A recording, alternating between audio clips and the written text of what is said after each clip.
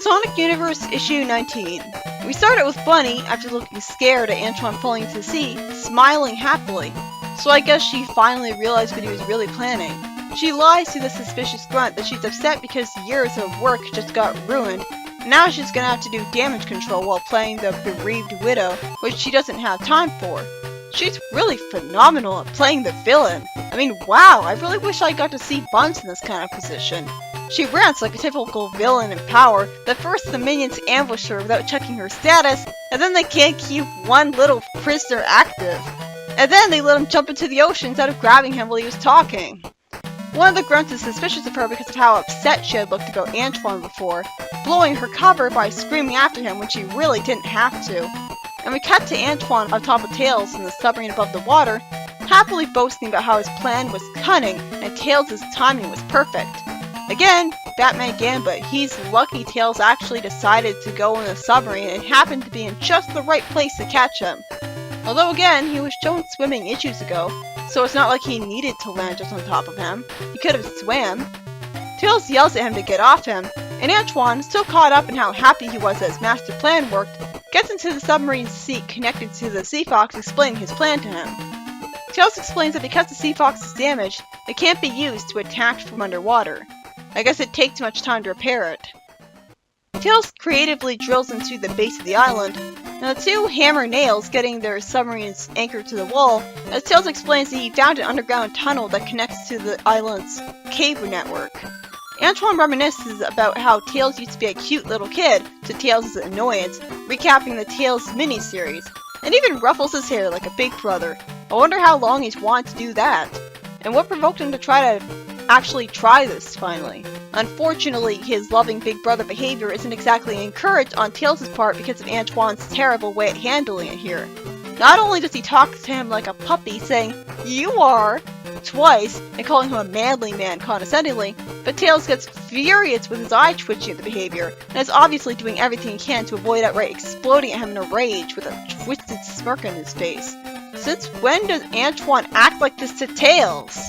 Well, we barely get to see them have one-on-one interaction, so maybe this is supposed to be normal for them, but this is really annoying. I wouldn't expect him to screw up this badly with him.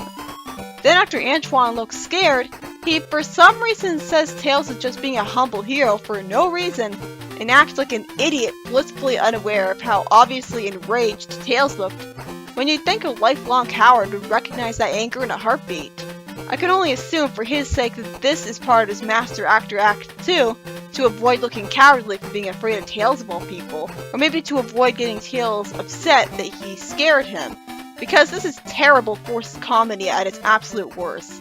It's the kid versus cat type of joke, making a supposedly oblivious character briefly act like they caught on, only to suddenly act like they didn't when realistically that previous reaction would only prove they knew what was going on and is covering it up. Antoine's no dumbass, and considering he just bragged about what a great plan he thought up, it's really weird to have him inconsistently go from a planning genius to absolutely terrible interacting with someone he's been friends with his whole life. Remember the time that he went to Robotropolis to get a ring for Tails, and was all a sweet big brother to him? Now, Tails doesn't even appreciate that kind of treatment. If this is how their dynamic is, how does Tails not completely hate him? Antoine shows nervousness at Teapot reluctantly taking a bit to call him a good boy, just because it's a robot.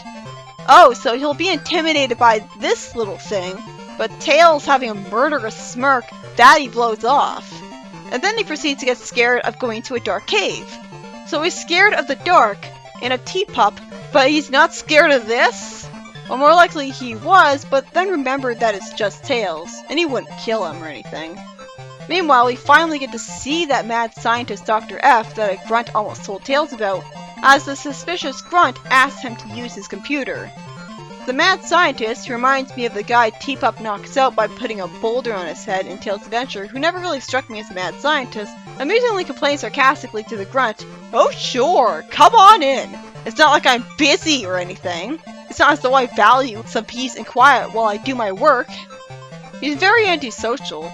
Also, I hate squiggly glasses whenever I see them on characters, because all I can think about is, how can they possibly see past the squiggles drawn on their lenses? I wear glasses and even tiny specks of dust give me trouble. For some reason, the grunt isn't scared and intimidated of him at all. I guess because he's so used to him, but he's still superior. The scientist lampshades how little respect he gets, complaining that people don't even call him by his name, just Doctor. Now, it would be interesting if this would eventually cause him to snap and get so disgruntled that he leaves the Battlebird Armada to be a villain on his own. So of course that's never going to happen because that would be interesting and different from the games.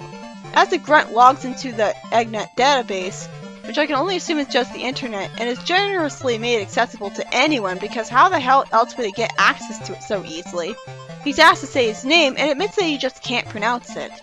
He then proves Bunny's true identity with just a Google search, and the mad scientist dismisses roboticization as pseudoscience magitech malarkey. Magitech at least makes sense because that sounds pretty magical, but he truly is mad if he's actually implying that he doesn't believe roboticization is real.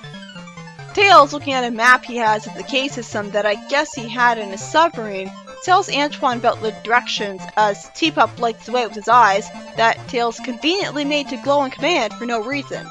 I guess I shouldn't be surprised that the overexcited kid would go overboard with it and put anything in it that he can technology-wise.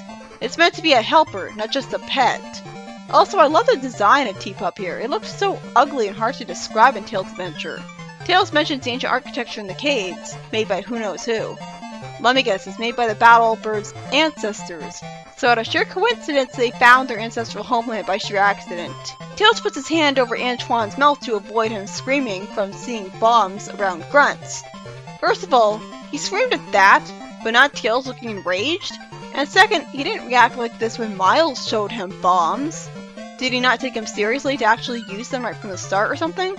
The grunt amusingly complains that it's called planned demolition for a reason, and if he blew up the floor here, they'd fall straight into the tunnel below, with his compatriot amusingly saying, "Oh, I guess that's a good reason."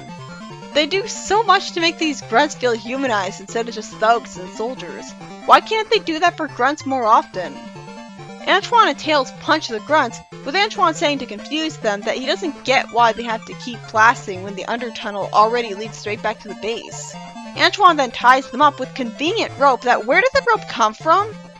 Anyways, Tails twists the wires of the bombs together and says that they'll be good enough to blast them through to the other side. So there is bombing walls in this adaptation. Tails flies into the tunnel carrying Antoine and gets spotted by an army of battlebirds, causing a fight they smirk at the thought of going into. The grunt, wait, is that Speedy? How did I forget that was him? I'm really not familiar enough with his design in this comic then. I guess what got me to notice it was him was that he called Tails the two-tailed freak again, as he warns his boss about Tails' assault on their base. I guess I expected him to be taller, I don't know. He gets the reply that his boss merely sent Bunny, and isn't able to correct him right then and there for some stupid reason. Maybe he just is too afraid of him to correct him? Bunny comes to rescue Antoine, and the two have a loving embrace as Antoine fortunately apologizes for worrying her. Bunny says that what she was smiling about was that she saw Tails, and that's how she figured it out. He looked down out of the door and saw his sub under the water, and that's why he jumped. Bunny then gives him a sword from the armory, which Antoine squeezed at seeing. Bunny's justification is that now he doesn't have to bruise his knuckles anymore. But honestly, that just really frustrates me because he's not allowed to actually hit anyone with a sword. Or he'd obviously bump up the rating of the comic quite a bit. So if anything, she just dropped his usefulness by 100%. At least when he was using his fists, he was being competent. Maybe that was the hidden key to make him competent all along. Get rid of the fucking sword! Bunny sweetly hugs Tails, thanking him for his efforts, showing a really clear friendship moment with him for, what, the first time? I can't remember her ever being that affectionate with him before. As Antoine notices that his knuckles are realistically a little chafed, she says that she brought Tails a gift too, saying while pulling something green out that she downloaded the schematics of the base while chatting with their leader. While it sure is nice that apparently she can do that and has a pocket to keep that download thing in her cybernetics, there's a lot of convenient stuff happening in this adaptation. I just now noticed Bunny has a wedding ring actually drawn on her hand. I wonder how many times they forgot to draw that on her. She immediately contrasts herself from Antoine in one of her many ways by finding Teapup cute, And with the way she talks to it, she proves that Antoine really was talking to Tails like a puppy. She puts the information in T-Pop, who conveniently is suddenly able to project a hologram of the schematics of the base, which is yellow to match Tails' fur. T-Pop, being an all-purposes machine, doesn't come off as a Deus Ex Machina like Nicole in her handheld form scanning everything did, because at least it makes sense that Tails would be overeager enough to make his little helper as useful to him as possible. Tails gets the idea that if they do enough damage from the storage bay, they could weaken the infrastructure of the entire base, because they'd have to spend a lot of time with repairs before they could hope to do anything else. Antoine smirks, eager to cause destruction over there, and Tails does so as well, and they charge past an army. Tails tells Bunny to start tearing through a wall to sever a crucial duct. Then the mad scientist shows up, saying that this island was a creation of his, and after they make fun of his name, make me wonder why he didn't just get it legally changed already. He orders some lasers to be shot at them, which they conveniently dodge just in time. Tails conveniently avoids flying right into the metal fist flying upwards in front of him out of nowhere when he had no way of knowing it was coming. Okay, I guess he should have heard it rocketing up, but there's no text indicating a sound effect.